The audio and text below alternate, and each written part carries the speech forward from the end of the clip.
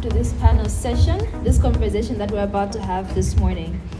This is a conversation on youth in trade and industry, opportunities that are there for young entrepreneurs and challenges that young entrepreneurs face in business in Malawi. I will be your moderator. My name is Nthanda Mandui. So joining us today will be several people. There are some policy makers, some decision makers, and there will also be some young entrepreneurs like myself, young people who want to benefit from partnerships with the government and however ways they can work with the government. So I'll first introduce the policy makers, the decision makers. So joining me today will be the Director of Trade, Charity Musonzo. Are you around? All right.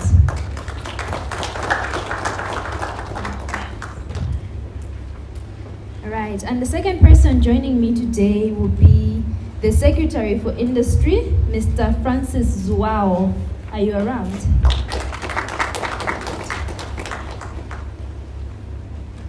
All right, so those are our key decision makers who will be joining us today. And now I'd like to introduce our young entrepreneurs that are joining us this morning. We have 2 entrepreneurs joining us in person and 1 will be joining us virtually. So first, joining us today is Priscilla Sani-Chimwele. Please join me on the stage. Priscilla Sani-Chimwele is the founder and CEO of Wala Limited, a social enterprise that specializes in productive use of solar for agriculture. Wala focuses on solar power technologies for irrigation and agriculture processing in Southern Africa. And since setting up in 2019, Priscilla has grown Wala by 15 full-time employees. We're talking about job creators, so she is one of them. And she has mobilized over $500,000 US in financing for solar irrigation and solar mining. She has worked extensively with the UN and GIZ, and I think she's somebody to definitely be reckoned with. Welcome, Priscilla. All right. The second person joining us today is Matthews Dunga. Are you in the house? All right, please join us. Matthews Dunga has more than 6 years of experience in social entrepreneurship with a focus on providing sustainable solutions to the income-generating problems existing in rural honey production communities in Malawi. He co-owns and runs Honey Production Limited, a private social enterprise that creates economic opportunities and conserves forests and sustainable beekeeping. He has also a lot of experience and he's somebody to be reckoned with. Welcome. All right, and the last person joining us, who is joining us virtually, can I confirm if she has joined? Has Ntha joined us? Okay, so Ntha Tewete is another entrepreneur that I believe you guys know. If you don't know her, you at least know of her. Is there anybody here who doesn't know of Kombeza? We all know Kombeza, right? Yeah, so she is the CEO of a company called Kombeza Foods, and it supports over 200 small-scale farmers and employs over 50 people across Malawi.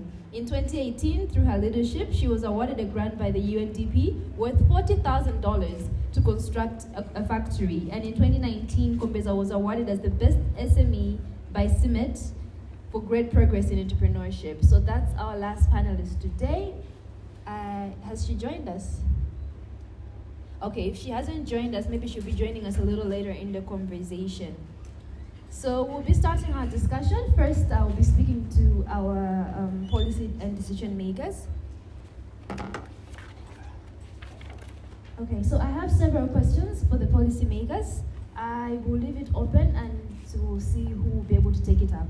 So the first question, or more like an ask, is for one of you to share an overview on the extent to which policy strategies and plans in the Ministry of Trade are addressing the needs of the youth with regard in the implementation of the 2063 vision and the first 10 years plan. So what is the overview in which the policies are there enabling youth to take advantage of the opportunities arising with the Vision 2063? Thank you, Moderator Nthanda, and thank you all for participating in this discussion, very important as we move forward in the implementation of the Malawi 2063. From the Minister of Trade perspective, you are aware that the whole core mandate of the Minister of Trade is to promote and facilitate trade and investment for the betterment of the private sector. For the private sector to thrive, for the businesses to thrive, we need to facilitate and provide policies, strategies, and programs that will facilitate both domestic as well as international trade in goods as well as in services. And we are doing that in order to promote both domestic as well as international trade. I was listening keenly when Hope was presenting one of the observations of the report that was looking at some of the things that we're not doing well as a country. We are concentrating on the domestic market. So we want to diversify our markets so that we look outwards and go international as well as regional. So as the Minister of Trade, as I've already pointed out, responsible for facilitating and promoting trade, we have a number of policies and strategies, and we have a key policy, which is the National Trade Policy. And under the National Trade Policy, which is under review right now because it expired last year, we have, first of all, the Buy Malawi strategy. Now, the Buy Malawi strategy is just a deliberate policy that government put in place in order to promote production at local level as well as consumption. So it's like an import substitution strategy that government instituted way back, but it was relaunched in 2016 by the head of state in order to promote the consumption of locally produced goods as well as services. So in this strategy, we are looking at business enterprises owned by the youth, women, the marginalized, the disabled, all the people that matter as entrepreneurs. So we have a number of youth-led enterprises under this program who are offering goods as well as services. Later on, maybe we could avail the number of youth enterprises that are under this program. And furthermore, the ministry is also implementing the simplified trade regime. As I mentioned, we also want to look outward to the regional market. So the simplified trade regime is a program under the Common Market for Eastern and Southern Africa, which is COMESA, a regional bloc of 21 member states, where Malawi is a member. So we're looking at this simplified trade regime as one of the aspects where the youth, the cross-border traders, which is mostly patronized by the youth, who can trade across the border and who have got capital not exceeding 2.5 million kwacha. So we're looking at someone who has taken goods or merchandise across, maybe going to Zambia. They want to cross the border. If they have got less than 2.5 million or maximum of 2.5 million, they will be exempted from all the processes that the larger scale firms go through at the border. It's a special program to assist the small-scale cross-border traders to avoid the rigorous processes that go through at the border so that they facilitate their trade in a small way. And we have a number of youth businesses that are involved in this. And furthermore, you are aware that last year, 2021, the ministry launched the National Export Strategy 2. This is one of the major national strategies that is looking at diversifying production as well as the export market. So we're looking at producing value-added products or services that will fetch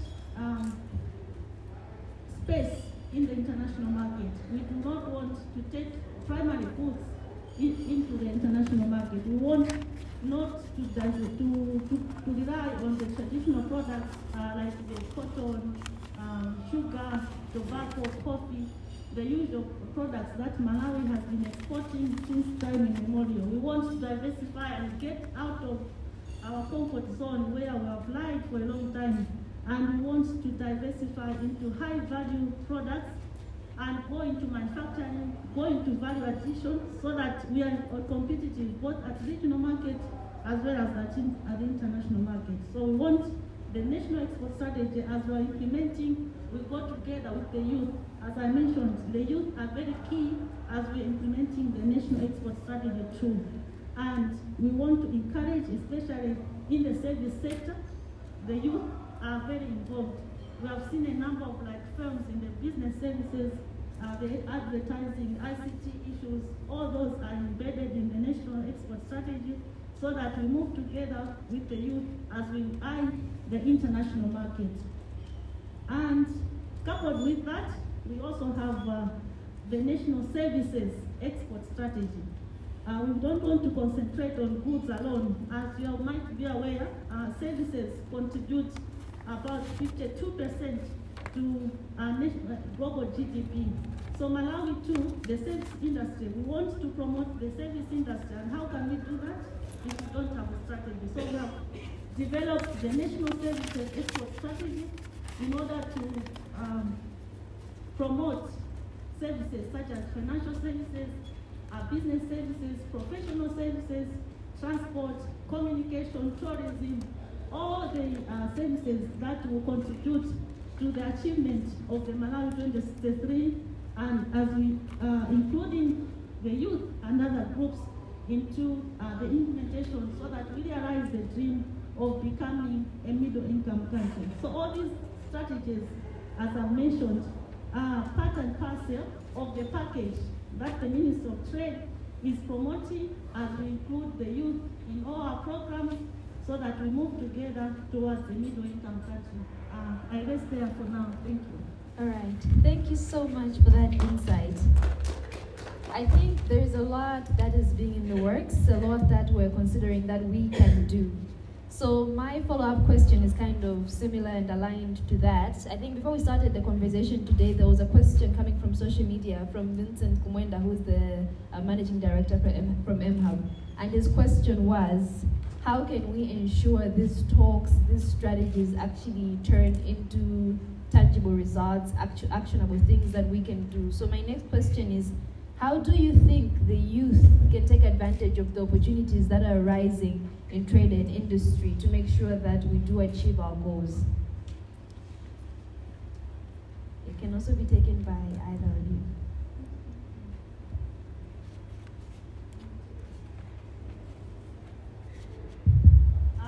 Thank you very much. As I mentioned before, considering that indeed the youth constitutes a bigger proportion of the Malawi population, and in line with that, they also contribute massively to the economic development of this country.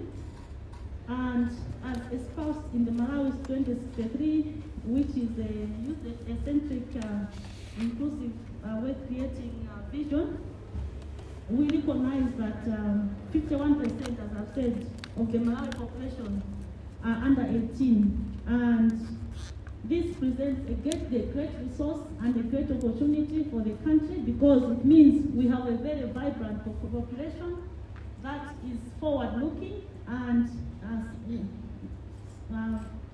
ready to uptake or ready to go into economic activity, because they have the skills, they have the energy, and they are also part and parcel of the entrepreneurial group that is being nurtured.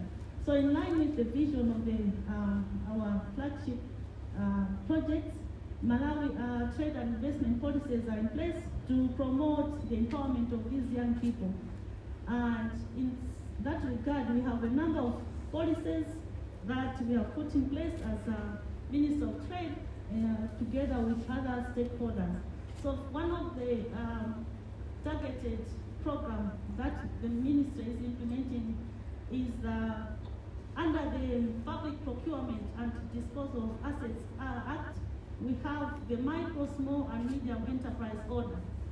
This one was gazetted in 2020 just to give preference for procurement of goods and services that can affordably be provided by the MSMEs, which includes the majority of the youth, to provide goods as well as services as well as works to pack up to the public sector. So the initiative empowers and protects the youth businesses against those large enterprises which have been enjoying the national cake without including the youth. So this is a deliberate policy to include the youth so that they can partake in public procurement. And there's a special process that people go through, and we have had already a number of companies, enterprises, most of them are owned by youth that have registered with the ministry and are benefiting in the public procurement. And maybe you might have seen from the media when people are floating the tenders, when the MTAs are floating the tenders, these days they say MSMEs will be preferred. So that is a deliberate government policy to take away the business that has been dominated by the so-called large industries, so that the youth who form a majority of this country should take part in the public procurement. So that is one of the major programs that the ministry is undertaking. Just a moment. We have a number of other programs, but I'll hand over to the secretary responsible for SMEs in the Ministry of Industry to take it from there. Thank you so much for the letter. Let me make a small correction. The Minister of Industry has been distracted. So you have Secretary for Industry, who is Ms. Ntha, and I'm Secretary for the marginalized small and medium enterprises, but within the same Minister of Industry. I thought I should make that correction to be reflected. Just some more information on the policy issue, on the first question, from the Minister of Industry point of view. I think from Hope's presentation, it's very clear that our aspiration is to have a very dynamic and vibrant private sector that effectively delivers in a short time possible.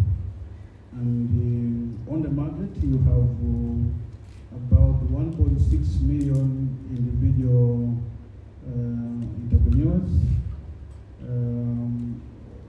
Of that amount, 42% are youths, and we believe that these are very critical in terms of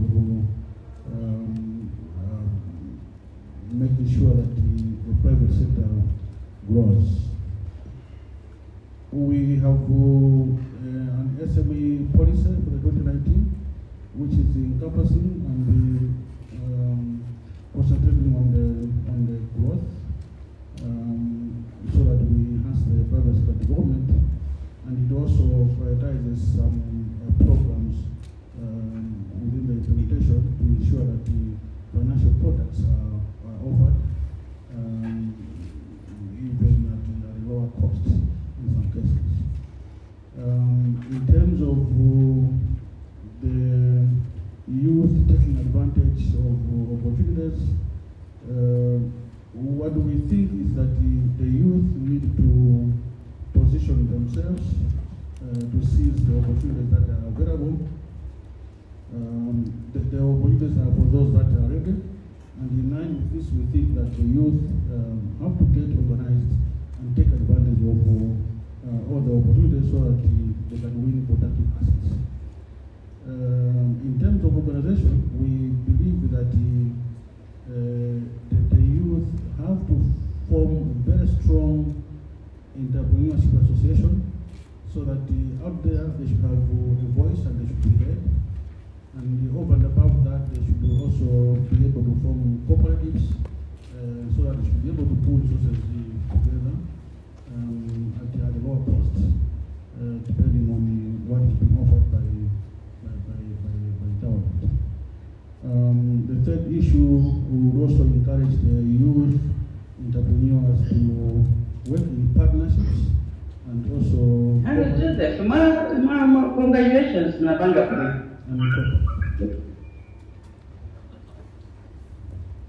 I was saying that the third issue, we want to encourage the youth entrepreneurs work in partnerships and cooperatives so that they can also pull those together. And so far we have observed that the youth find it very hard to work individually because they may not have the capacity to do sufficient scale. And therefore there are projects that we have in the pipeline to make sure that they have collective approaches. So I thought I should just add the amount of issues. Thank you. Thank you so much for that input. So now the third question is around the industries that exist. I think there has been talk about that we want to transition from being just suppliers of raw materials to getting into actual industry and adding value. So the question is, will the traditional industries do it, or do we need to consider the development or youth-centric industry? And I think here there is the bringing up of the creative industry. We have a budding boom industry in Malawi. We have the general creative industry that's able to take advantage of digital technologies and all that. Do we need to reconsider what industries we're prioritizing as we're thinking Vision 2063?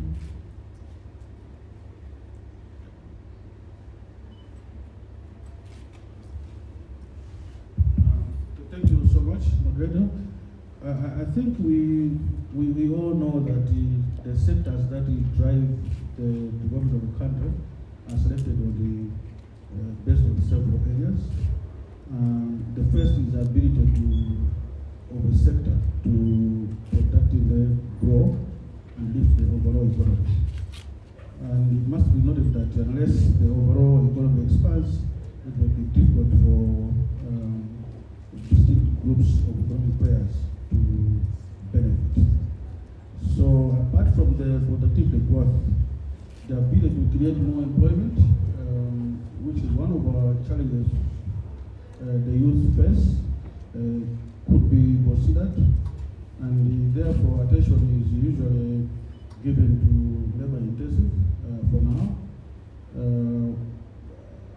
But we need to think and move with our vision, our 2063 vision, and see how we can streamline the labor intensive to make sure that they still remain productive. My colleague talked about the national export strategy, which has also supported the sectors that have been identified, and they also support the youth entrepreneurs. Maybe you have some additional.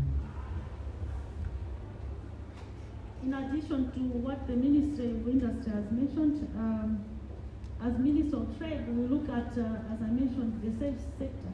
We have the National Export Strategy as well as the National Services Export Strategy. And in those, we are looking at the tourism and hospitality industries, where a number of youth have already taken advantage and are already pursuing a number of businesses, like in travel and tours. We've seen a number of travel agents owned by the youth, which are doing well, and we are hoping that with the support of the National Services Export Strategy, they should be able to provide even services at international level, just like other countries are doing in penetrating the Malawi market. We have also seen a number of ICT firms owned by the youth, and a number of maybe businesses that have come out of the ICT. And we are also looking at the creative industry. We cannot talk about going into a middle income country without creative industries. And we have seen a number of designers, the likes of Lydia Alfonso, who have now is now like an African ambassador. We have seen a number of films that have gone into advertising, media, like you remember in the summit that was last year, the one who provided all those media and the advertising that we saw all over were youth and youth entrepreneurs. So we are, as a ministry, supporting the development of such young entrepreneurs in the services industry, as well as the financial sector. We have seen a number of the financial institutions that are youth-led.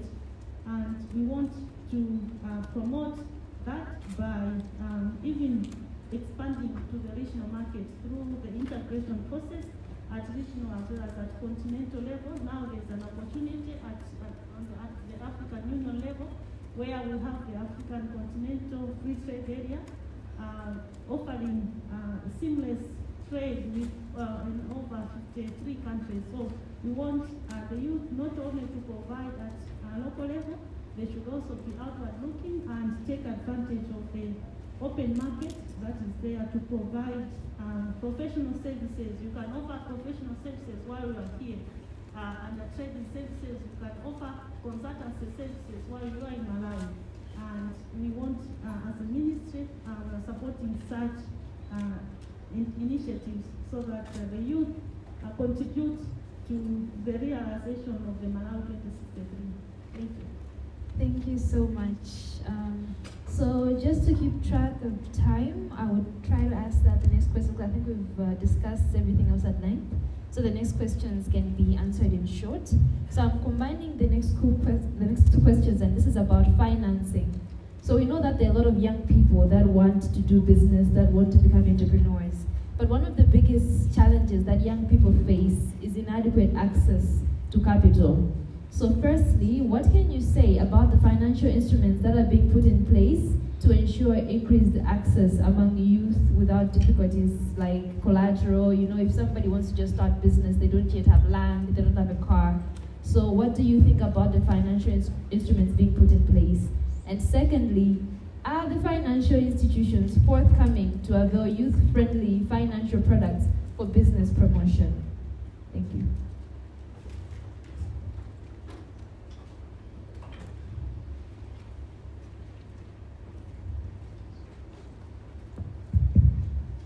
Thank you so much, moderator. On the first question, in terms of financing, we have programs that we have put in place. We still encourage our youth to organize themselves to benefit from these financial instruments. We have the National Economic Empowerment Fund, which is available. As long as they group themselves into 10 or more, they will not be required to produce any collateral. And also the cost is low, maybe around 10% thereabouts. So they should be able to benefit from mobile arrangement. We also have an upcoming program with funding from the World Bank, I think about $95 million, which is also targeting the youth to do with financial inclusion and the entrepreneurship scaling project. It's also targeting the youth, and we're hoping that when it is rolled very soon, the financial sector, our youth should be able to go and have access to finance. Yes, in terms of financial institutions forthcoming, they are trying, but we are aware that most of our banks they will still require the collateral. But I think of late, what we have seen is a serious drive in terms of financial institutions being able to finance the SMEs. We're talking of NBS and also the National Bank. They are able to offer financing to SMEs. So yes, they are forthcoming, but maybe at some point they will still require financing. We still need to engage them with our financial institutions and government to see how we can best make it so that we still provide the loans to our youth at a lower cost than the normal lending rate. All right. Thank you so much for your input. My next question was going to be around entrepreneurship programs being enactioned by the government, but I think that has been discussed.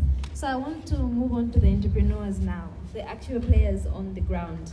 So I want to just have a candid chat with you guys about what challenges and opportunities you face as young people doing business in Malawi. So you can relate this to the government policies that exist. So I think each of you can share on this. So what is your experience? What are the challenges and what are the opportunities there for young entrepreneurs in Malawi from your experience?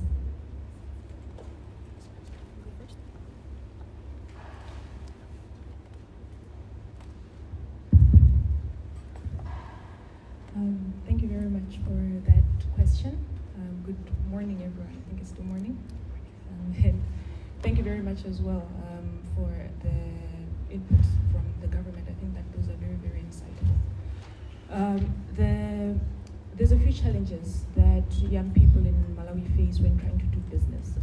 I think one of them is really limited access to information. So a lot of the things that have been said in this room today, I think that a lot of young people do not know. A lot of the interventions, for instance, that the government is talking about, that they're putting in place to make it easier for young people to enter the business space, to develop, to grow. A lot of young people actually do not even know that these interventions exist.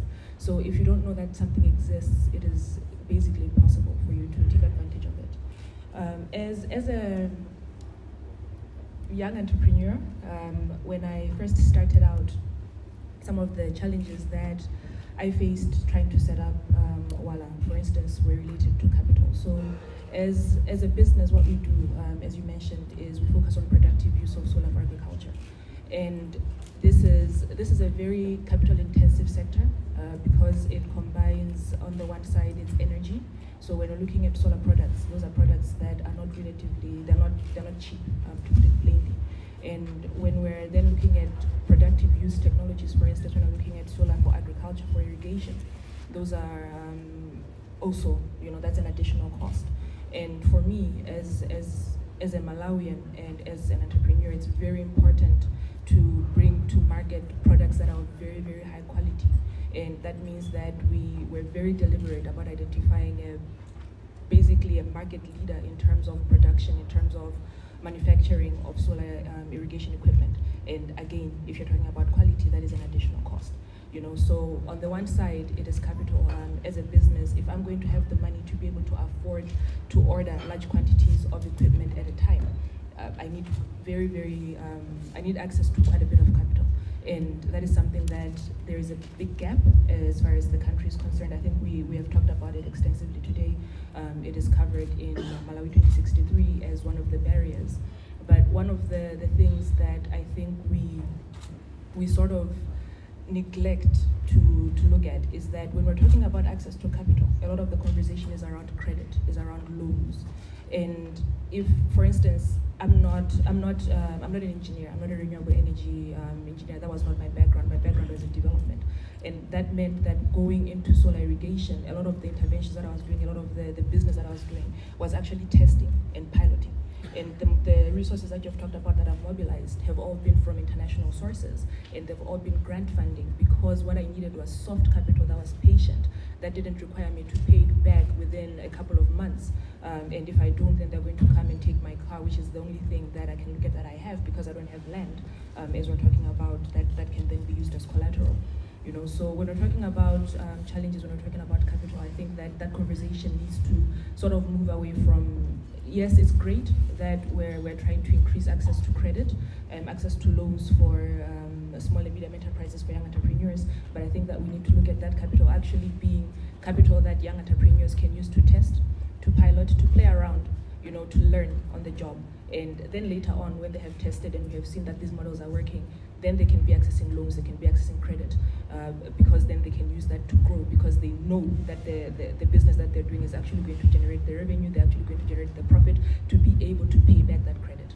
So that's part of the challenge, has been the access to capital. And on the other side has also been capacities.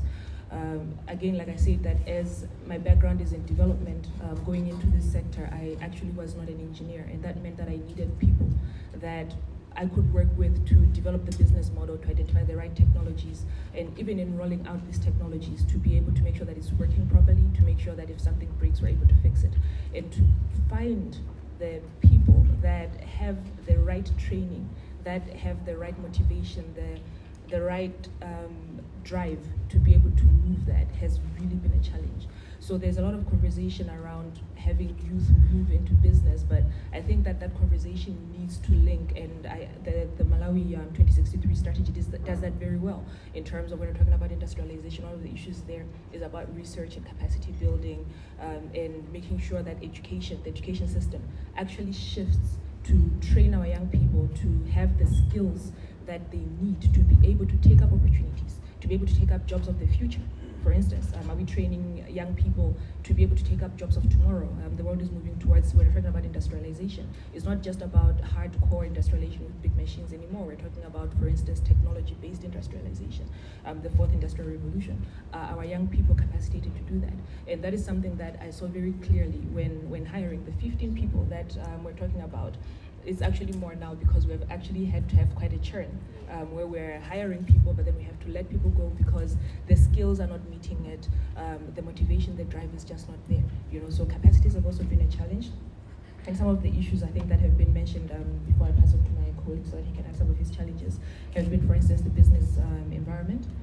Just the ease of doing business is not up to par in terms of where we are as a country as compared to other countries. But at the same time, I have to acknowledge that the government is really trying their best. So for instance, in terms of solar, one of the things that have made it relatively easier for us to be able to move into the market. So our target population, our target customer is purely smallholder farmers. So the typical low-income smallholder farmer, the one in the village, the one that basically has no source of income, we're selling our equipment to them on credit on loan. And the reason why we're able to do this, to sell to them on credit on loan, apart from the other issues that I've mentioned, is that the government has put in place basically tax rebates. So if you're importing solar products for agriculture, it's basically purely tax-free. And what that means is that we have been able to remove that. So normally, if that was still there, then there would have been that 30% that we then have to add. If we have to pay to the government, we then have to add it to the cost of the equipment. But because we don't have to pay it, then we've been able to reduce the cost of our equipment relatively. So as much as the business there's no ease of doing business, and it's hard, I have to acknowledge that there are strategies that are there, and it has been encouraging over the past 2 or so years to see that these are actually being implemented. These are actually in action when our goods reached the border, that we were not charged the taxes. And finally, one of the major challenges that we faced was infrastructure. So like I said, that we're dealing with smallholder farmers in rural areas. So just to get there, you have things like roads, getting the equipment there. If the equipment breaks, if the system breaks, the fact that most of our systems currently are outside of Lilongwe. So for us to travel that long distance to get there is quite a distance. And then if you're going into the deep rural areas, cars breaking down, cars being stuck in mud, those are all issues. What would have been advantageous is if, as a country, we had moved a lot more in terms of the technological infrastructure. So for instance, if internet was a real thing, that was easily accessible across the country, then for instance, instead of my team having to go to deep rural Mzimba every time one system breaks, we could actually get on video, as we're doing now, with the farmer and talk them through that process. So those have been challenges that are higher level, but even on a day-to-day basis, like just infrastructurally in the office, just internet, sometimes it breaks down. I think these are all things that we have seen. So those are some of the challenges, in not so brief, but I'll hand over to my colleague, please, to maybe add. All right, thanks so much, Priscilla. It was very good. She has highlighted some problems on a macroeconomic level and microeconomic level, which I think is very important. She talked about the business environment not being very accommodating, especially for young entrepreneurs. She talks about problems with skills, especially as young businesses. How do you make sure that the young people you're hiring actually match your needs, the needs of your company? And she talked about funding. I think she really highlighted that she has raised about $500,000. We're talking about $500 million kwacha in funding. But most of this has come from international financiers. All of it has come from international financiers, none from local sources. So I think that's actually something to be looked into. And she has also talked about infrastructure. That's also a macroeconomic thing that young entrepreneurs can not solve on themselves. It's a government issue, that things that the government can look into to ensure that young entrepreneurs are able to do their businesses easier. So Matthews, as you are about to answer the same question, I just want you to highlight more what the challenges have been for your type of business, and more importantly, how have you been able to overcome, how were you able to resolve those issues as a young entrepreneur? If you can, please do take off your mask and raise your voice a little bit. Thank you, moderator. I hope I'm audible enough. A bit higher. All right, okay, fine. I think most of the challenges that Priscilla has mentioned, we shared some of them, but I'll just add a few and maybe a little bit dig deep into some of the challenges that she's mentioned. For example, like in starting business, like if you want to be an entrepreneur, there's an idea stage where you start and where you want to grow. What I've noticed so far is there's limited investment on an idea stage. We have some potential ideas from young people from college, others within, that want to start something that would be more impactful for the country. We haven't seen a phase of really investing in those ideas, like she was mentioning, having special capital to help the youth work on their ideas and come up with something. And coming to the actual phase of starting entrepreneurship journey, it's really difficult for you to get the money. And it goes back to what you mentioned about information. There are opportunities, of course, there, but most of the young people are not able to tap into that information. For example, I can give an example of how we started honey products. We started from a seed grant from seed.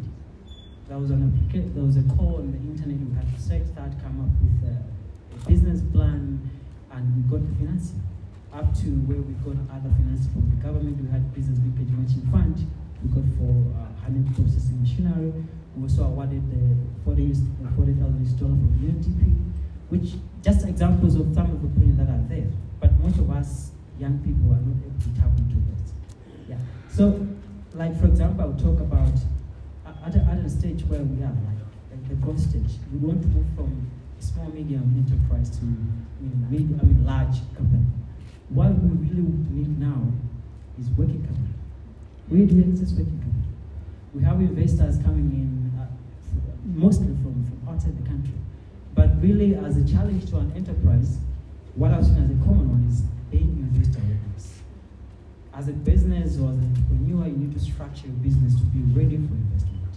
You talk of your capacity as a team, you talk of your books, you talk of other things, which are not easy if you just started.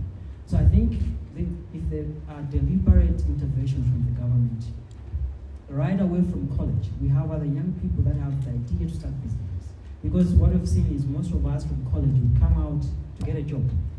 So it goes back to what we've been preaching about mindset change and other things. Coming from college, let's have that mindset shift that I can do something. I can create job for myself and other people. So I think that's it. That's one of the very key things that I want to talk about. I think another challenge that I would talk about is capacity, like we're in manufacturing. We get honey from forest-dependent communities who produces honey for us, and we have to filter it or process sometimes. So the capacity out there from the production side has also been a challenge, and even the information that trickles down to that, to the producers. We have a wave of NGOs going into communities, empowering the community to produce products that would be of economic importance to them. But now, the extent of empowering these communities is mostly at a production level, not at a commercial level. As for example, to what extent do you come to say that a kilogram of honey is 1,500 or 2,000, 3,000? Some just think and wake up and say, this is 3,000, without really understanding what is happening. Okay, so it becomes a problem to us for us to process the product or filter the product, put it on the market, and the economy gives back the money back to them. That's also a challenge. It's one of the challenges. Okay, so I'll just bring a few on. Another one would be grant restriction. For those that are able to tap into grant opportunities, a grant has restriction. For example, you may want to grow your business. Maybe what you need is working capital, but the grant will tell you this money is strictly for equipment. For us, it's of the business. But what you really need as a business is working capital, moving more money into business, and possibly be able to buy those equipment yourself. But it's one of the challenges that is there. If there will be deliberate efforts from the government to have targeted financing. For example, we've seen NIF, like NIF when it was introduced, for me it was one of a good initiative, but I haven't seen really what it has done. If you have a deliberate structure, like targeted financing, for a business, for example, that they want to scale up, let's set up a targeted financing for such. For a business that wants assets, let's set up that. For an entrepreneur who has an idea, let's have a targeted financing for such. That would also bring sort of a conducive environment for entrepreneurs. Yeah, I would also mention, because I'm in manufacturing, getting certification from other relevant bodies like Malawi Bureau of Standards. Sometimes the process takes so long for you to get that. That also impinge on the progress of the business. So if there are deliberate efforts to speed up that, I understand the government is now, I think, on the final stage on coming up with a state of art Bureau of Standard in Malawi, which I think you're going to expedite some of these things. But it's one of the things that has really given us a headache as entrepreneurs. And another I would talk about, it's something that I've been thinking, if you would have an incentive to an entrepreneur to have sort of maybe tax holiday, if you like. Say you've started a business, maybe give 5 years, monitor the business, help it grow. After that, it graduates. The government comes in, collect tax. Because what I've noticed in Malawi, for you to start a business and grow it, it's not easy. Even at the 5-year stage, this is a very critical stage for you to set up a business.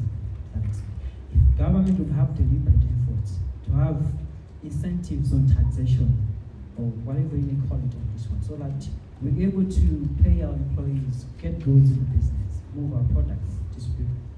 Yeah, I think there's so many other, but I give it to my colleagues to. All right, thank you so much. Thank you so much, Matthews.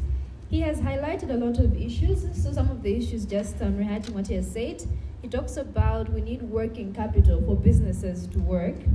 He also talks about that young entrepreneurs, your businesses, SMEs must be investor ready. So we must get an investor readiness. You must have a good team. Your books must be in order. But there must also be deliberate interventions. And also he talks about standardization of prices. How are we standardizing prices on the market when we're in different sectors? Because anybody can come any day and say, I produce good A and its price is B. How do we make sure that's standard to benefit all entrepreneurs? And one of the things that I really love that he talks about is the tax holidays. Considering these are SMEs that are just starting out, can there be an opportunity for there to be tax holidays for businesses that are just starting out? Because when we think of, I'm an entrepreneur myself, the amount of taxes that we pay, especially when you're just starting out, are insane. If all that money was to be reinvested into businesses, that could go a very long way in creating jobs, but also making sure the businesses are sustainable. So my next question, and I'm hoping she's still connected, is to Ntha. Is she online? Yes, I'm online. All right, fine.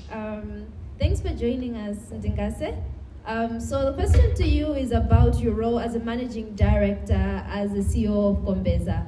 How have you managed to succeed in your role as a managing director of a quite successful young firm? And what are some of the things you're doing in this role to make sure you succeed?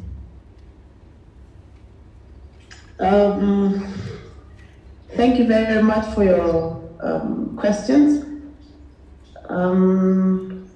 It's very difficult to operate in Malawi at the moment, and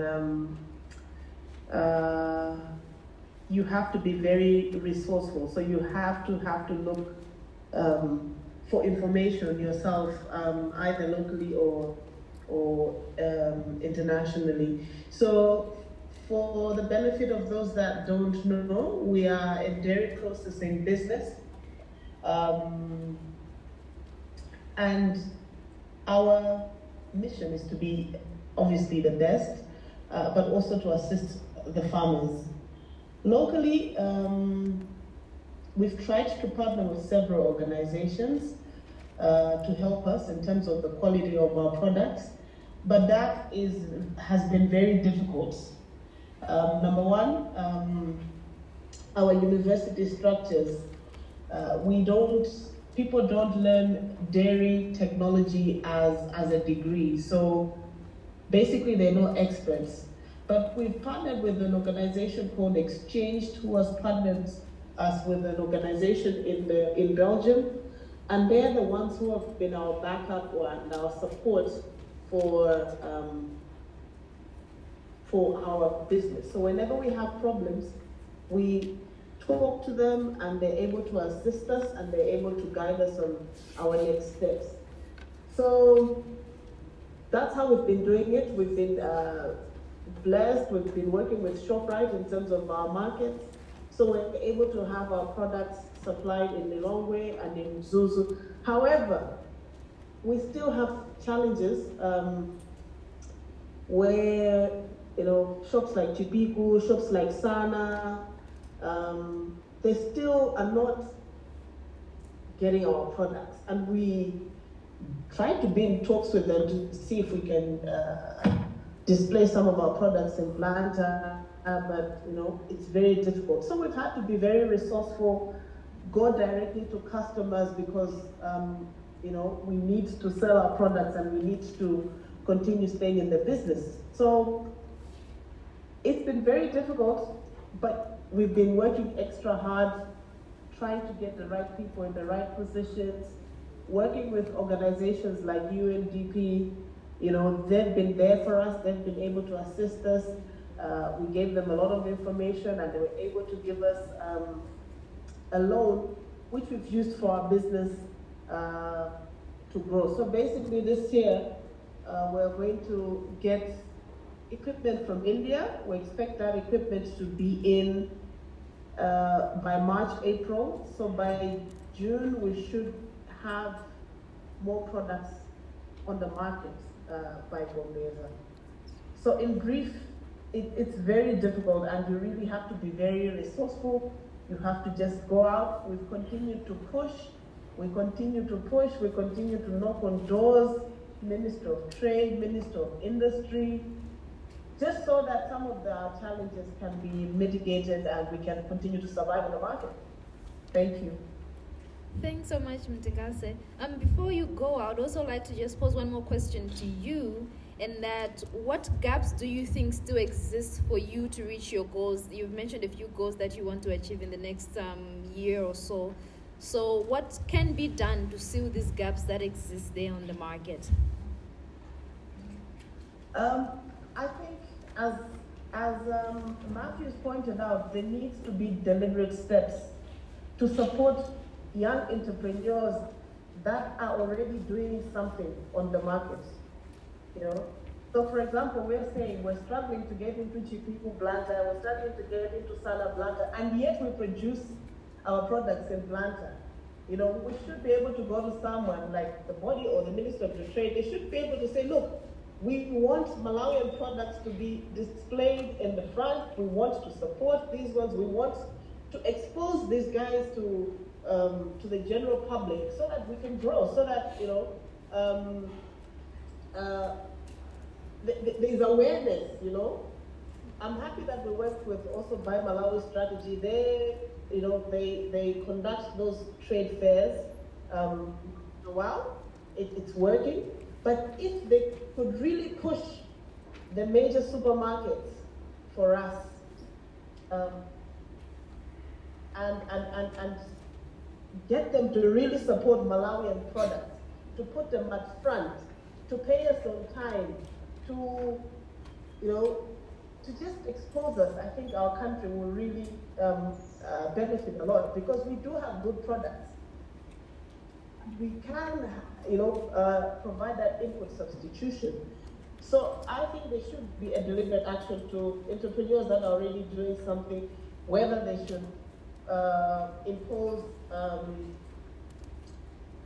impose these things on the supermarkets. It would really be great. It shouldn't just be one supermarket doing it. Food lovers should do it.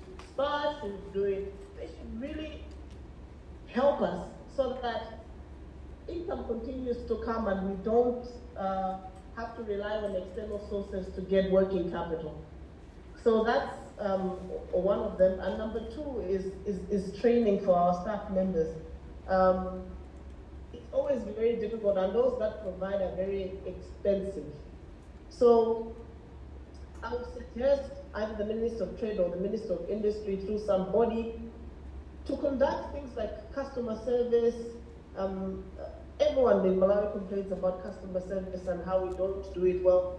Maybe if there could be a body through those organizations offering affordable training for every entrepreneur, even on the service side. So you look at the filling stations, you look at the restaurants. If it could also be mandatory that we attend these trainings, our businesses will certainly be much, much better. So for now, I think that's what I can contribute. All right. Thank you so much, Ntha. That was very well put. I think what I'm getting from all three entrepreneurs that have spoken here, first was access to information. There are so many opportunities for young entrepreneurs out there, but we don't know where to find it. You have to hunt for it. I think we all talked about finding grants, and we all have the same shared experience that to find that grant financing, to even know that it's out there, it's a bit hard. So how do we make sure, especially in this light of the digitization era, how do we make sure this information is available online and that it's put out there for young entrepreneurs to know that it exists? And I think Ntha also highlights very clearly about getting intentional about the Buy Malawi strategy. I think often when we speak of the Buy Malawi strategy, we're often thinking, okay, I'm going to buy the Jitenje clothing or all of that. But there are actual people who are producing actual products that are Malawian.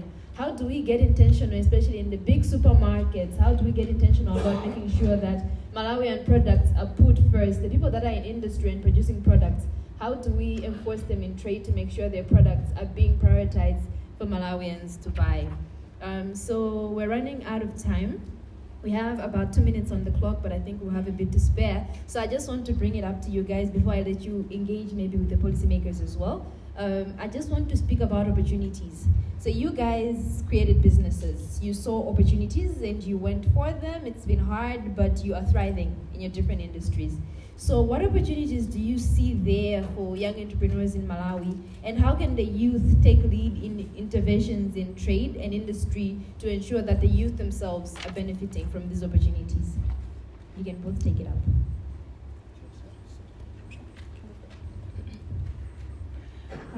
Thanks for that. So, speaking of opportunities, I think it's been a song that has been is being sung very loudly over the past couple of years, and in this regard, I want to talk about looking at the challenges that we face as a country as opportunities. So a lot of the time, when we, for instance, we're talking about service delivery being a challenge, we're talking about products, limited access to high quality products on the market, all of these things. If, for instance, I go somewhere and I get really bad service, is my reaction to complain, or is it to think to set up a business that can train service delivery providers in Malawi? You know, and that's the first thing about mindset, to say that there are a lot of challenges that we face as a country. And I really think that one of the biggest issues, one of the reasons why we are still where we are as a country, is because we keep looking outwards for solutions. A lot of us do not look inwards, and I think it's partly a problem with the way that we are brought up. It's partly a problem with our education system, that it does not train us, it does not teach us to be problem solvers, it does not teach us to be innovative. You know, so those are some of the issues in terms of being able to take advantage of the existing issues. I think that the major thing would really be the mindset change. And I think that the other issue would be to have young people take advantage of existing resources. So we're moving into the fourth, I think we're there, in the fourth industrial revolution, where there's a lot more tech. Almost everyone has access to social media. So for me, like I said before, that my background is in development. That's what I did for the majority of my paid employment work. But when I went into this sector, knowing that I didn't have the capacities, what I needed to do was to upskill myself, reach a lot of the communities, a lot of the clients that they already reach, and for us as well, now that we're growing, they're able to tap into that as well. So there's a lot of opportunity that exists. I think that the major thing would be for us to change the way we think about those opportunities first of all, and to stop looking only to the government to respond to our challenges. I think that the presenter, before I pass on to him, the presenter mentioned that a lot of the business that takes place in Malawi is with the government. And I think that that is because the government, first of all, has money, but at the same time, it is because as young people, we are not trading amongst ourselves.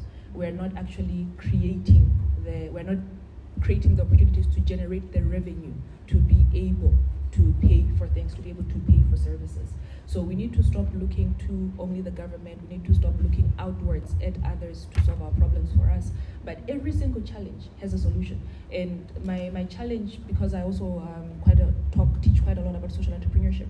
So my challenge to young Malawians is always, when you come across a challenge, especially a basic social service challenge, whether it's education, whether it's health, whether it's energy, what solution can you provide that you can monetize, that can then generate the revenue to sustain itself? And that way you're actually challenging yourself to create a solution, but you're also helping to address challenges that the country faces as a whole. All right, thank you so much, Priscilla, for that. I'll also let you, Matthew's take on that one. So just highlighting what she has said, I think she has talked about social entrepreneurship, which I really, really love. So talked about, we have a lot of challenges in Malawi, we have a lot of problems. So how do we start creating solutions to those problems and making sure that we're monetizing them? All right, Matthew's your take. Thank you. So I think I'll just add to what she said. I find that there's a developing entrepreneurship ecosystem in Malawi, which is a good thing for young people. We've seen like M-Hub is bringing a lot of opportunities, informing young people about business and other things, which is a good thing for young people. I also see that there's an interest from the government, like the MIP one is talking a lot about entrepreneurship, industrialization, which is an interest from the upper level, which has a big influence.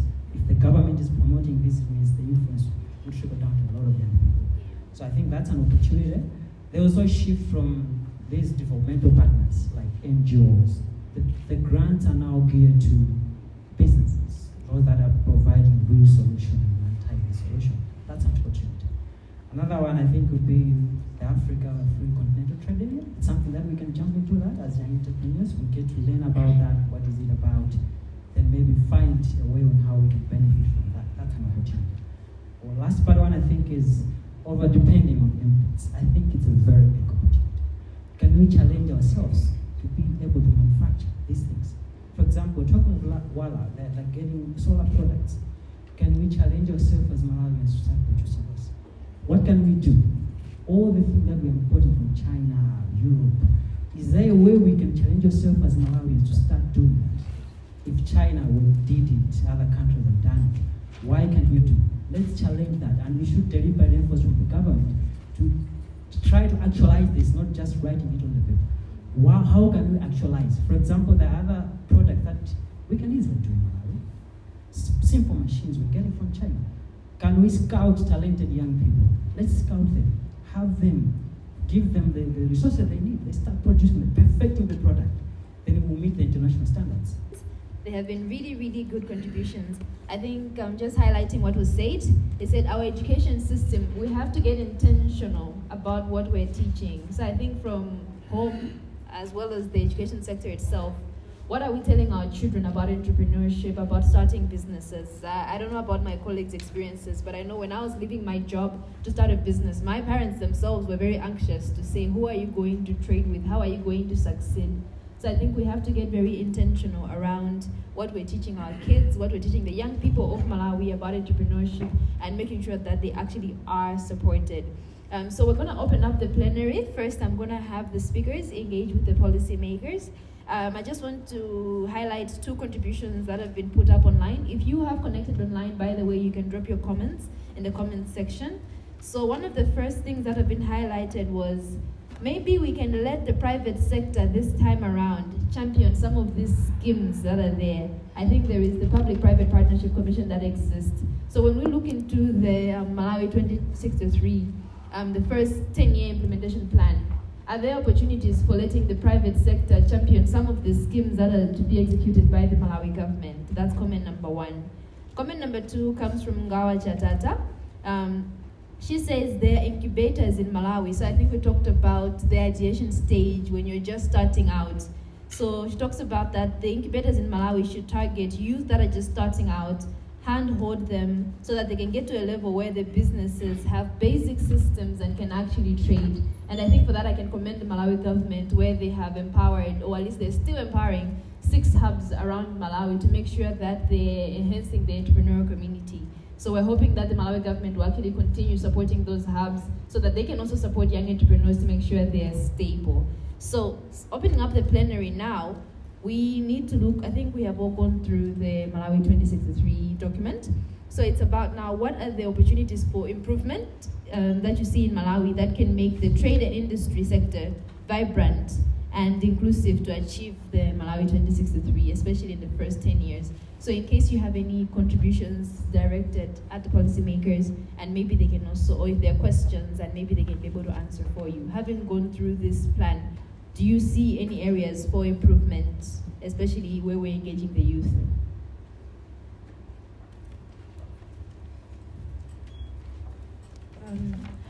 So I think that a lot of the areas have been touched on already, but just to highlight a few that I think can be really, really helpful in terms of bringing young people into the entrepreneurship space. So one would be capacity development. That has been talked about extensively, making sure that young people have the skills not only to start businesses, but if they do not start their own businesses, they're employed by a business to be able to deliver on whatever it is that they're hired to do. On the other side, you have capacities, for instance, related to developing a business. You know, you need skills. For instance, when I'm talking about investor readiness, to be able to develop a business plan, to be able to execute on that business plan, to look at all of the different aspects that go into running a business. So those are all capacity issues when I'm talking about being able to mobilize resources. Knowing, for instance, how to develop a proposal that wins a grant. So if you're looking for grants, a lot of the time these are going to be international. And if they're international, you're competing with our friends from Nigeria and Kenya. And we know how they are. You know, they're very serious, they're driven, they're motivated. And the level that they're working at is going to be quite different from ours. So you end up submitting a lot of different proposals and you never get it because just the capacities, your capacity to develop a proposal that somebody who has assessed 1,000 proposals can sit and look at it and say, this is one of the 10 that I'm going to give money to across the whole African continent. Those are big capacity gaps that we need to look at. So it's related to training, it's related to skills development, it's related to our education system.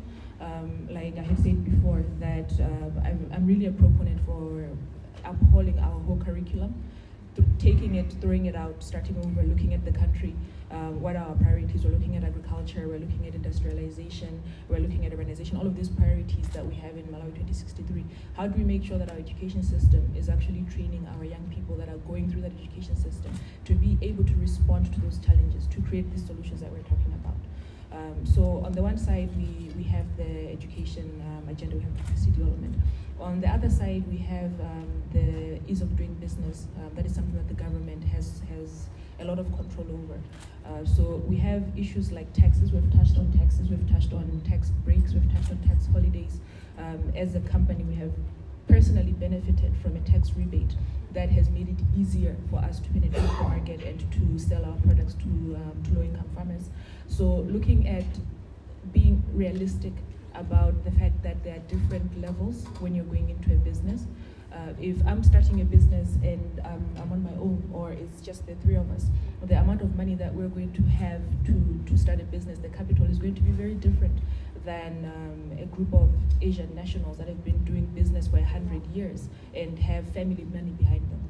You know, so looking at that, for instance, creating the kind of environment that makes it easy for local entrepreneurs to enter the environment, but also easy for them to do business when they enter that. So making the ease of doing business, policies, taxes, all of these issues. All right, thank you so much. I will be taking comments from the audience. If you have any, show of hands, so we can take a few. Okay, see 1, 2, 3, 4. Okay, let's take the first 4, then we'll move on from there. Please make it as short as possible because we're running out of time. So if it can be a minute or less, that would be really wonderful. Contributions or questions? My name is Kondwani Mushali. I am from Afric.ac. It's a company that shares information in academic space. My contribution this morning is that he mentioned about Nthha, also he also said the same thing. One thing that I have noticed about the youth is that we are impatient, but if you go to Nthha, it's a very long process. So before you get to the end, we give up because there are a lot of steps that we have to take to just maybe get 1 million quad. It takes us maybe 6 or 7 months, which we don't have because we are dynamic in thinking. So we change things fluently, but if you keep us waiting for a long time, you will lose us. So my plea is that can you please make this process shorter for people like us who are always on the move, so that at least we're able to get these things as soon as possible. Thank you very much. All right, thank you so much. Let's get the next question. Mine is a contribution. In the line of access to finance, I think it would be good if, for instance, banks would have a feasibility study on a project by an entrepreneur to look at it if it's profitable or viable. If it's a viable project for banks, I don't think it's always necessary to have collateral, because some startups or some new entrepreneurs don't have collateral. So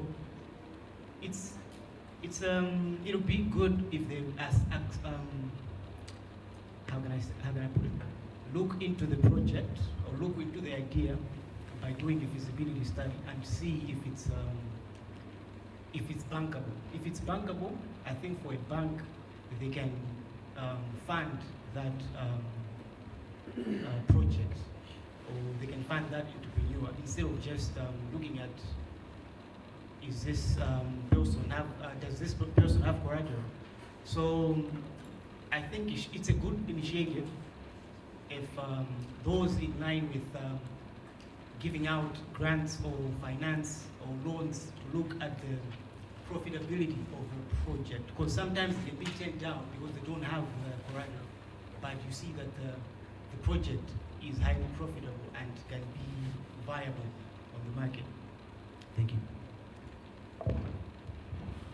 My name is Ntha from the Young Politicians Union. I have a question to the officials from the Ministry of Trade. The question is, I think listening to what Ntha, MD of said, do you think Marian entrepreneurs can thrive well in the sector? If not, what do you think as a ministry should do? I'm saying this because we can't be talking about investing, or we can't be talking about bringing more entrepreneurs when the already existing entrepreneurs, established entrepreneurs are failing to penetrate the market within the country. All right, let's take the last comment. To remind a few comments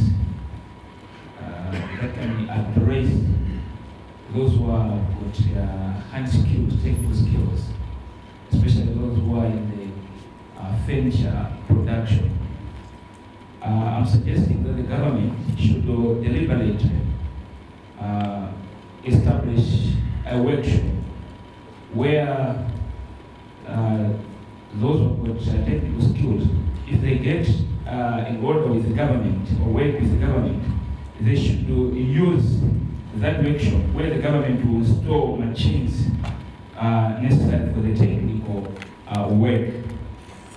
Another comment is that the government should deliberately have an office where they will be identifying talent from the youth, so that they should provide global assistance, because some of the training that we are getting, it may not be necessary if you are not talented to that. And the last comment, I would ask the government not to be biased when they are giving startup to the youth. They should be much focused to those who are able to get it. Thanks. So there's so many opportunities for training in Malawi. I know, for example, MUST has a Master in Entrepreneurship training program. It's very expensive. I'm taking one, and inaccessible to young entrepreneurs. So how can we enable young entrepreneurs to actually have trainings that enable them to become better business people? So I think we can take responses to that end. Thank you so much, moderator. I'll take one or two, and then ask my colleague to take the rest. On the first question, that our youth are very dynamic, or in other words, they are very fast. And that's the whole reason why I said we need to have some mindset change to treat entrepreneurship as a profession and a business, and not a way of getting rich faster. So the moment we have that mindset change, we should be able to wait and see how we want to do business, and either break even or be able to make some profits. So I wanted to emphasize on the mindset change itself. That's where we need mindset change, because they are fast for what reason? Others are doing the same, but they need to do things at a slower pace and to make sure that they are progressing. In terms of our entrepreneurs, the existing entrepreneurs are struggling. I thought I gave you some statistics that we have about 1.6 million SMEs, of which 300 something are able to employ 1.8 million people in Malawi, and the 1.2 million SMEs are operating as individual entrepreneurs. And that's why we're saying you need to get organized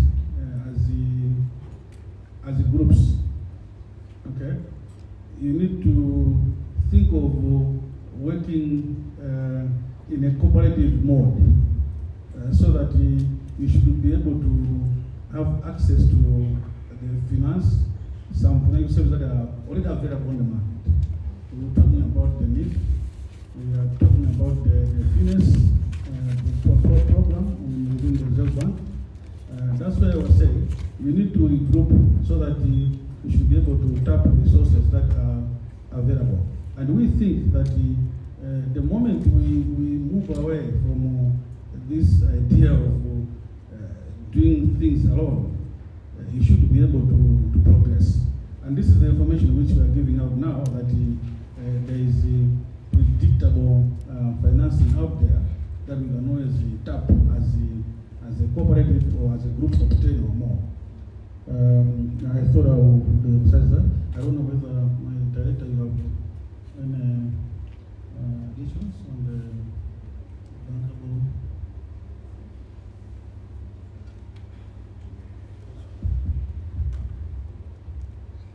Thank you. There was a mention about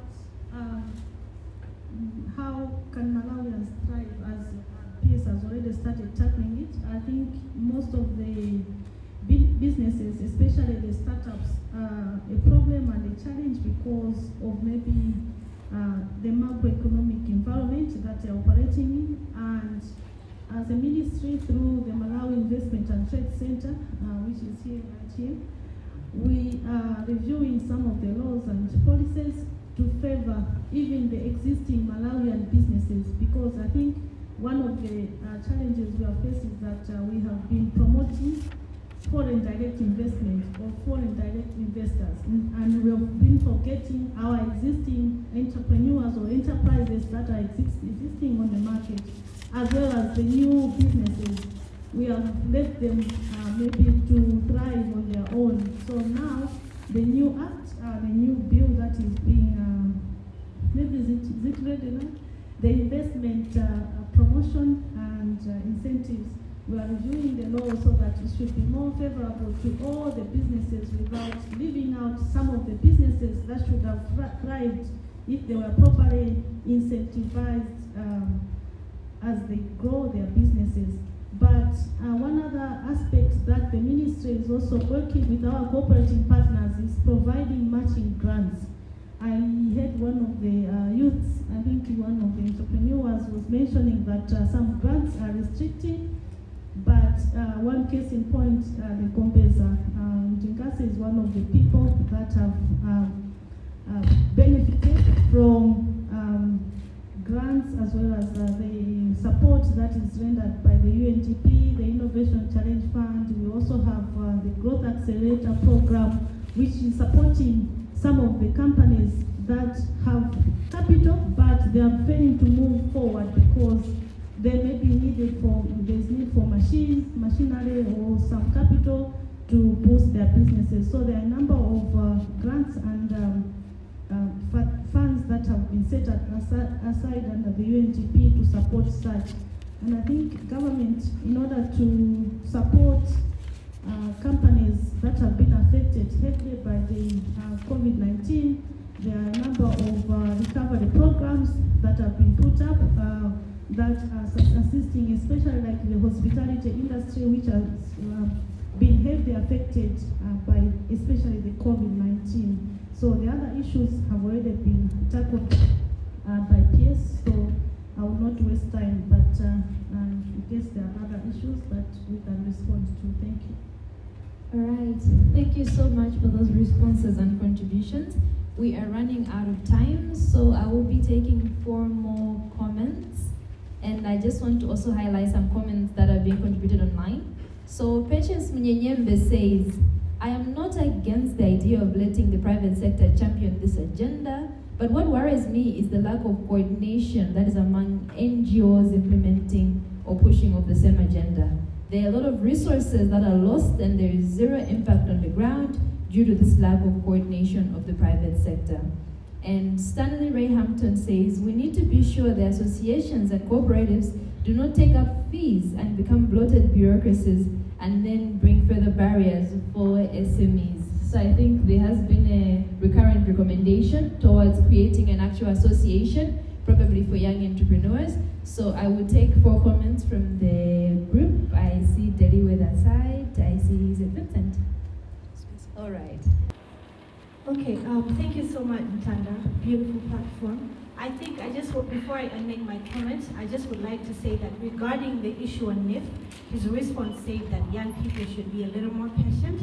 But I think what he was addressing is the fact that we are actually given the expectations from NIF, from the government itself.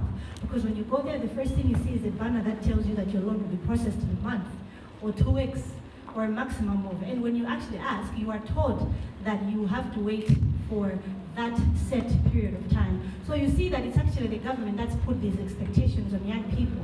So to come out and tell them to be patient is not right. I think that then what the government needs to shift is not really the mindset in young people, but the expectations they are giving the young people. So let everything else that NIF is portraying be the right expectations we want the young people to have.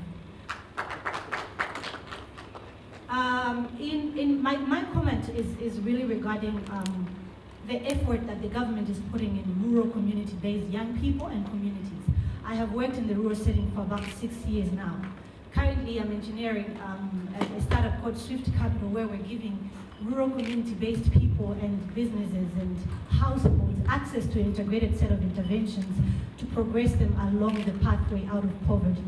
And in my work with a lot of rural-based people, I have seen the potential that these people have towards contributing to the socio-economic growth of the country.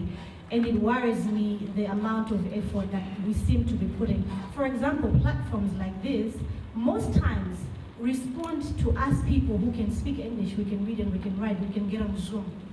But much of the need is really in communities where they don't have access to internet, they can't get on Zoom, they can't really participate in these platforms.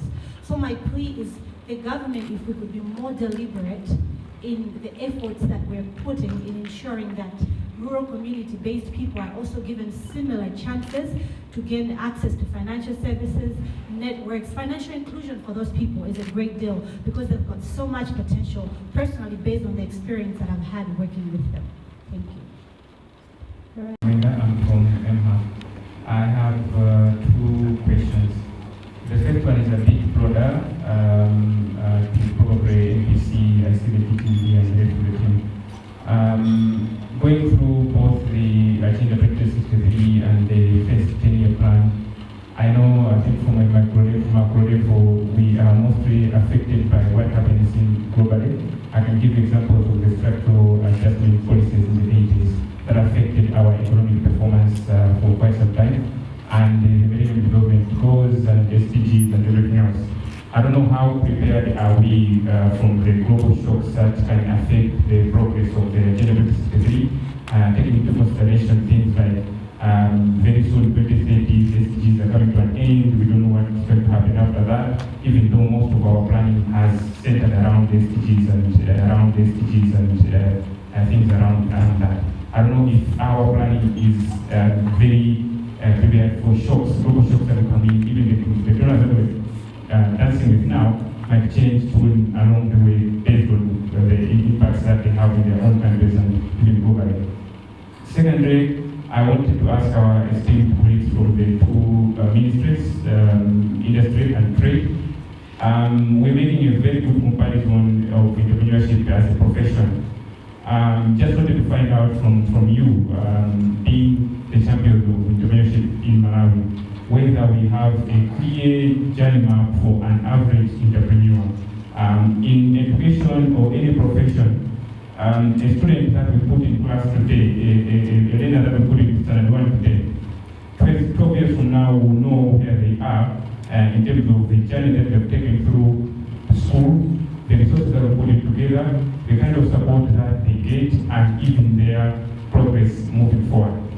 I don't know if it is the same thing for an entrepreneur in Malawi, that is there any clear journey map? If I walk in with an idea today as an entrepreneur, is the ministry or any of the ministries able to track my progress 12 years from now, what stages I'm going through, what kind of resources, what kind of opportunities are available? I'm seeing this because some of the entrepreneurs that we're operating these days, we don't know where they came from, we don't know what they went through, what kind of resources went into there. We just found them on the map and started with them. Is there any clear country-specific and intentional journey map that starts with ideas for scaling and even export potential for entrepreneurs? To me, that is fine. Thank you. My name is Florian Kamanga. I'll be talking about mining. I'm one of those in the group of women in mining. I feel so sad that the panelists, there's none of our youth in the mining sector in front. But my issue is government is giving us licenses to mine as SMEs. But every time we're looking for financing, we go to banks and they tell us, we cannot give you financing because we are not sure if you're going to get anything under it. Could government put some effort to speak to these financiers that there are gadgets that can actually check what is underground? And if they want to be considering to sponsor anybody, they should be able to use those gadgets. Now, we've been doing mining for some years, and then now it's on the map that we should be doing mining. University of Must is training. We have also Chancellor College doing the same. All our graduates, I happen to have been in the first cohort and second cohort of incubators on the mining sector. All of them are out of this incubation system, and they're doing nothing because we cannot find financing to get the necessary equipment to be able to mine. Now, one other thing that I want to stress to government is SMEs will never get to anywhere with mining with pick and shovels.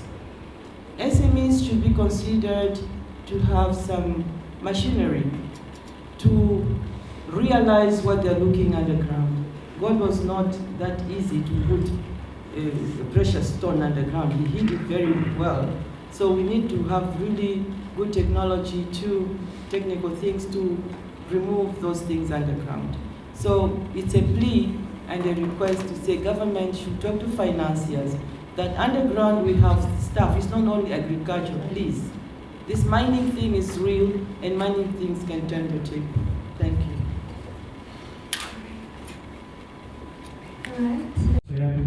From UNTP Accelerator, and with reference to the challenge that Koveza is facing, struggling to have their products sold in licensed supermarkets.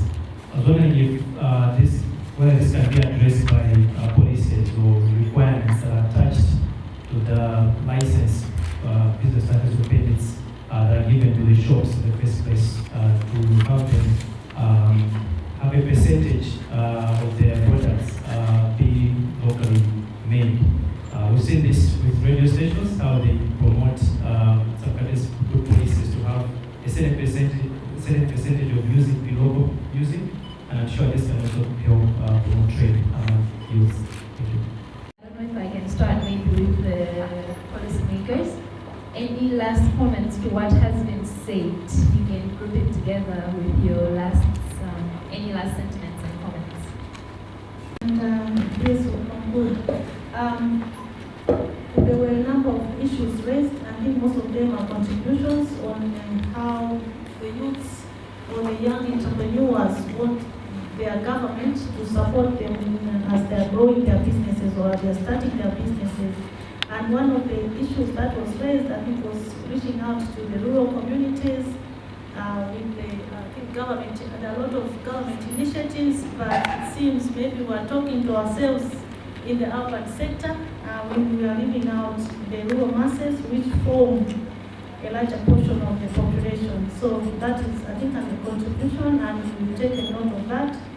And we'll be able to reach out. I think most of the government ministries are already present at council level, except maybe a few institutions, but for those who are not yet present at council level, where we are targeting the youth and the rural communities, we should be able to relay the information with the fellow MTAs. And I think one of the other issues that was raised, I think, was supposed to be handled by NPC.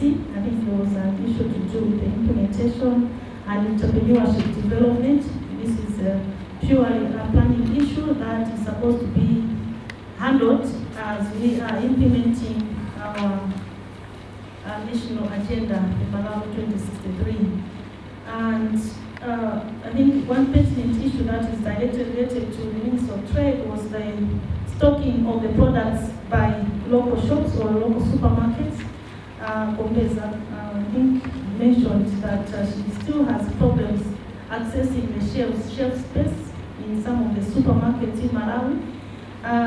Currently, the Buy Malawi, we are promoting the market linkages at domestic level, was not supported by any legal instrument, and we have now drafted a legal instrument that will compel someone to abide by what the Buy Malawi is promoting. So without that, it was difficult to enforce the requirements under the Buy Malawi. No one was really compelled to stop or to buy from local producers without any enabling law. So now we have drafted the regulations.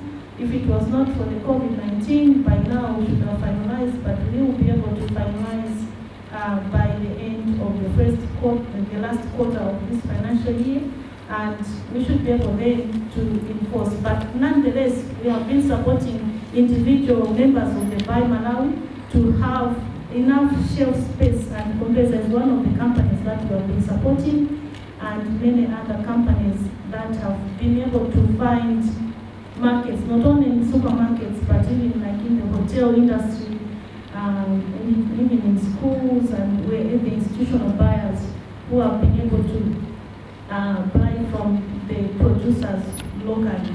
So we will be able to continue as Ministry of Trade to support all the companies that are offering products locally so that they find the market, they are linked to the market at both domestic level as well as the international level. And the mandate of the Malawi Investment and Trade Center is solely to support such when it comes to the international market. Thank you, and I hand over to the peers to continue maybe with one or two things. Just to confirm that we will continue engaging the financial institutions on the possibility of introducing new instruments. Mindful of the fact that the banks are private entity and they are also in profit making. But I think we should also take advantage of the already existing financial instruments that are available. I think it's not specific to a particular sector like agriculture only, but I think it's across all the other sectors. So let us engage let us collaborate, let us engage between yourselves and ourselves so that we see how they can be accommodated in our existing frameworks. Thank you so much. All right, thank you so much. Now I'm coming back to the entrepreneurs. Any last comments or contributions?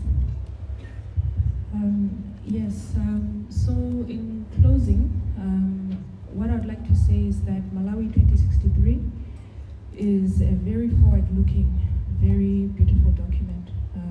The implementation plans that have been developed to go along with it, the strategies that have been developed are all very detailed and have a lot of information, and basically all of the things that we need to be able to succeed are in place.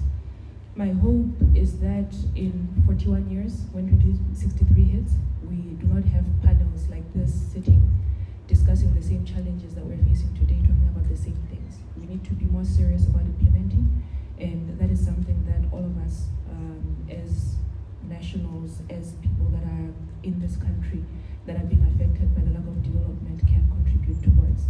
And in this process, as our policymakers, as our leaders, as the departments, the units that are responsible for implementing these strategies do it, my hope is that the youth of today will be centered in those conversations, will be centered in those implementations, because again, in 41 years, the youth of today will be the ones that have to sit and answer the questions about why we still have those challenges.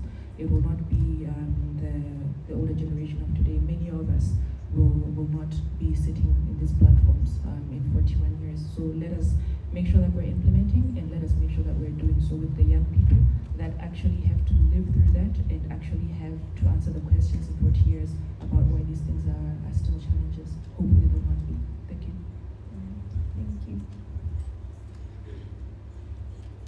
Thank you very much. I think for me, I would start by saying that now the economic power is favoring those countries that are manufacturing, advanced in ICT, among other industries, which are the things that I've noticed that the MP1 has really highlighted and detailed implementation plans to that.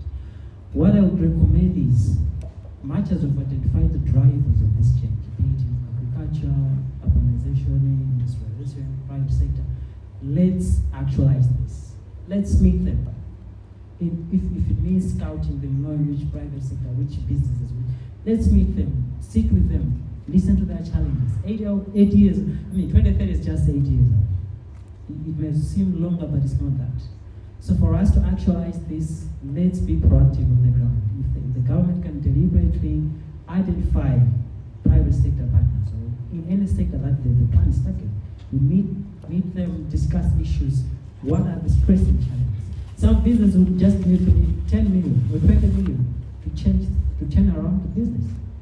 Others would need 30 million. You scout that and identify those things and plan strategically so that you're able to monitor. If it means the public-private partnership that has been mentioned, let's be implemented. We need to see things moving on the ground. Otherwise, we'll be surprised when the project is here. Thank you. Thank you so much for being a wonderful and engaged audience. We have had an extensive conversation, a long overdue conversation, and we're so grateful. We would like to thank the NPC for organizing this, for engaging the young entrepreneurs and hearing from them. Thank you so much for being a wonderful audience. I will be handing over back to the organizers. Thank you.